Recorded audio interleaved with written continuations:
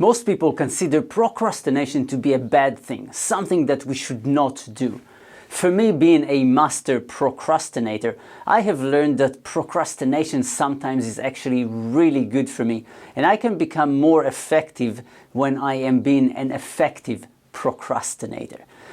In this clip, I'm going to give you 5 things that I believe can help us become better at what we do because we become better procrastinators. Before we get into those tips, why do we procrastinate? We procrastinate when we have to do things that we don't enjoy doing or that we don't consider important. When those things happen, we usually put them away and try and avoid doing them. Understanding this and how we can work around this helps us become more productive by being a more effective procrastinator.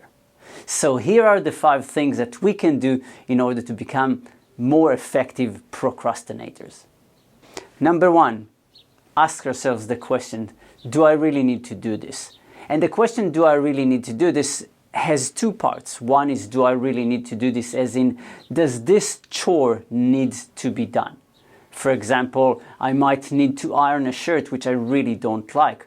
But if I have another shirt that is already ironed in my cupboard, I don't need to do this. The second way of looking at do I really need to do this is, do I really need to do this? Meaning, can I allocate this chore or this job to somebody else or something else to do it for me? Therefore, I don't need to do this. For example, I might need to do cold calls and I don't want to do it. Can I allocate it to a telemarketing company? That way I don't need to do it and I can sit at home and watch television. Or I might need to write an advertisement to a property which I really don't enjoy.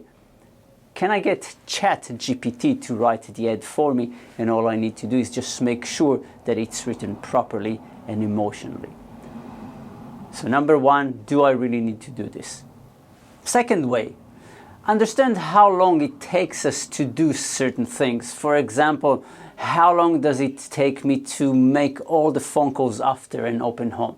So if I know that it's going to take me an hour and I now have 2 hours, rather than starting to do the phone calls right now, I might go, well, I'm going to go and sit at home and look at videos on YouTube for half an hour, gather my energy, and then do the phone calls. So I know how long it takes me, I know the deadline, I know how long or when I need to do things. So number 2, understand how long it takes us to do certain things and then plan procrastinating up until that point.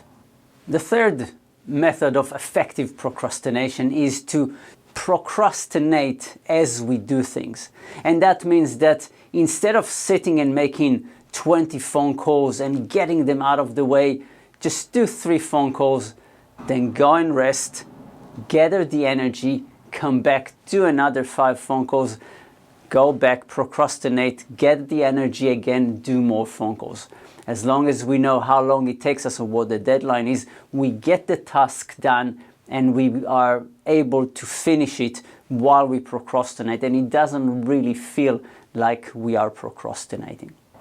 Number 4, plan your procrastination.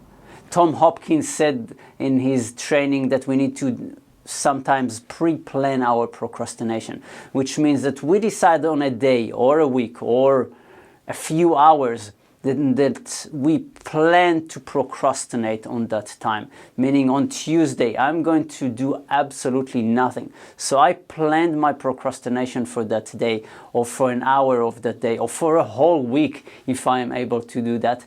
And it means that I get all the tasks that I need to do prior to this week and everything is ready, so I can do nothing and really procrastinate for a week and then get my energies up and go back to work after that. So number 4, pre-plan your procrastination, that we know we have a specific time frame in which we will procrastinate, and it is planned for us.